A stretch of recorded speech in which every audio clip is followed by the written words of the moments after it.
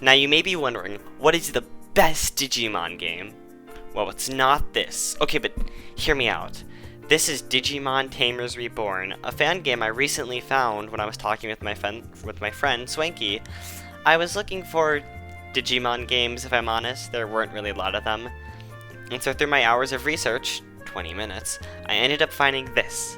This game is kind of akin to Digimon World in the way that you have to deal with a Digimon and you have to treat it like a child. You know, you need to train it, level it up, have it fight in combat. You know, what you do with all children.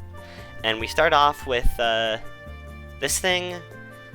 I know it becomes Karamon, but actually it's a Pabumon. So that's weird.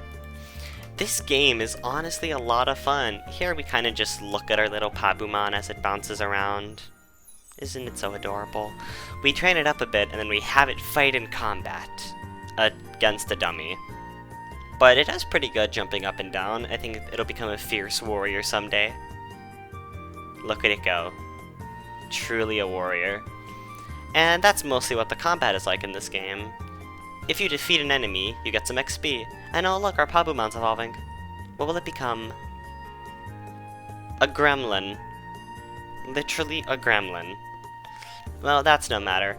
Through my process of playing this game, I figured out that the different icons on the training bar does different things. And this is pretty fun.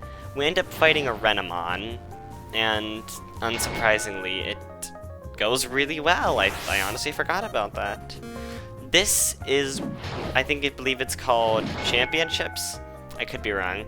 You fight a consecutive amount of Digimon with HP carrying over between fights. And if you die, you lose, but if you win, you get a whole lot of XP. So these are pretty fun. Oh, they're called Challenge Mode actually, my bad. Next time we end up fighting a Patamon. Now I know, Patamon's amazing, we don't want to hurt him, but at the same time we do end up burning it alive. How tragic. This style of combat is honestly very fun, as you mostly let the Digimon fight for itself. A big compliment I'll have to give this game is that there's a very wide variety of Digimon. It's not just, oh, Agumon, Gabumon. Okay, this is a really bad example, but I think you'll see later on that there's a wide variety of Digimon, and it makes this game a lot of fun. This Agumon even almost stood a chance. Now, let's see what some people think about this.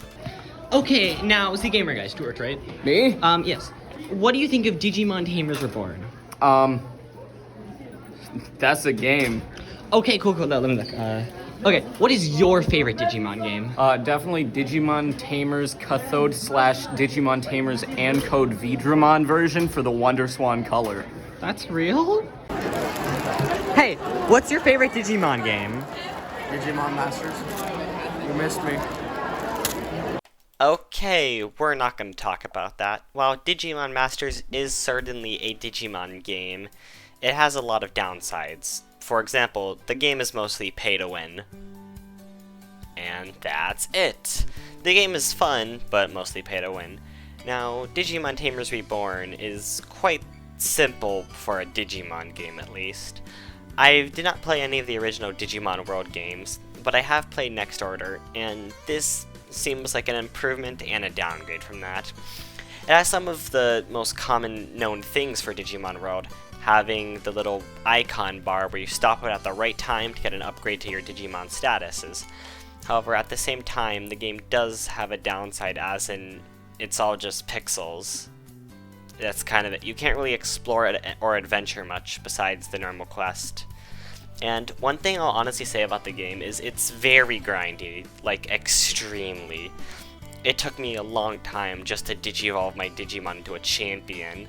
When I initially got it to an ultimate, it was terrible. In fact, I'll even admit something here. Garurumon wasn't my first Digimon. As you can see, I had a Pabumon before, who ended up dying just because I had to leave to do something for a bit and couldn't take care of the Digimon.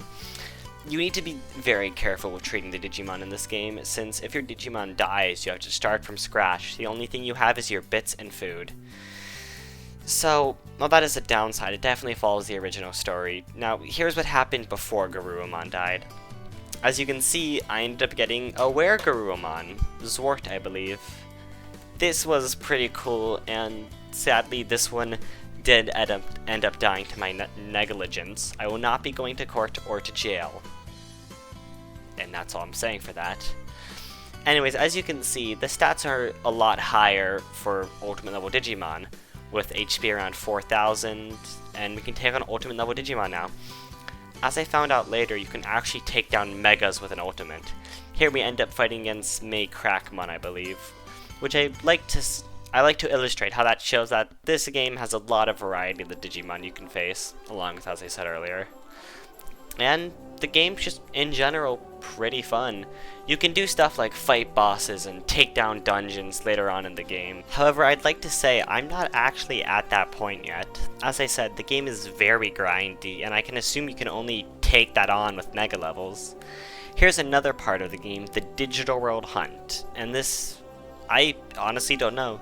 You can fight different types of Digimon, like dragon types like Agumon, Greymon, Vmon, and Gyomon. Yeah, no, Gyomon. The problem with this is I honestly didn't really listen, so I ended up just fighting a bunch of Digimon. For example, this Greymon here. Another thing I can illustrate is you can actually control your Digimon in some way. This is through the Digivice. You can have your Digimon jump or perform attacks.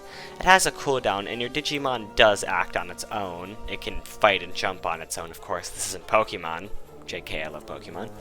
And you can also heal your Digimon mid-fight as well. You'd think a Were-Garurumon would have an easier time taking down a Greymon, but no, not at all. I honestly don't really know how this area works. I don't have much to say. It's fun. You can look at where Garurumon take down an Agumon. I got confused here and thought that maybe I'd be able to like tame an Agumon by feeding it, so I just keep on giving Agumon and Gyomon food. But I ended up leaving. I didn't really gain anything from that. Now, I think we should probably get back to what this entire video was about. Why is this not the best Digimon game? Well, I did kind of talk about it, but it's still good to understand. Digimon is a series or franchise that for a long time has been dying out in ways or another. So people like me who really like this franchise, this series, we do our best to find what we have left to enjoy. And finding this game was a lot of fun. It carries a lot of good things from different games, like Cyber Sleuth, Hacker's Memory, mostly Digimon World, and it's a lot of fun. As mentioned, it's a bit of a grind. Leveling up is really hard, and while there's the Digital World and Digitales, and there's these challenges with raid bosses, it takes a long time to get to there, and there's not really a narrative, there's no storyline, there's nothing to really keep you going in this game. In games like Digimon World Next Order, the game had problems, the game was bad, I'm definitely not buying it for a Nintendo Switch, but it had a story. This game is just an RPG without any story. It's still good, of course, it's a fun game, but I think the place of best Digimon game still has to be stuck with Digimon. It's either between Cyber Sleuth or Hacker's Memory. Both games are a really fun experience that if you're a hardcore Digimon game, you've already played it already. What is there to say? For those who don't, Hacker's Memory is what I'd consider the greatest Digimon game. This one is close, and I feel like more of a storyline. The problem isn't that it's too slow to progress, it's that there's nothing in between the progression.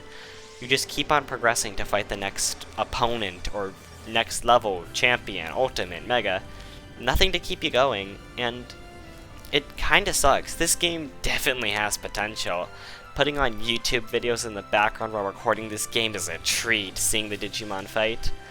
But also kind of boring, since I played for like 3 hours and my Digimon didn't evolve or make much progress, and there was no storyline to keep me intrigued.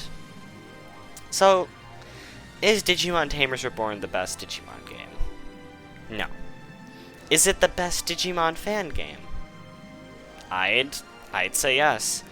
I haven't played too many other fan games, but from what I've seen, this takes the cake as far as I've seen.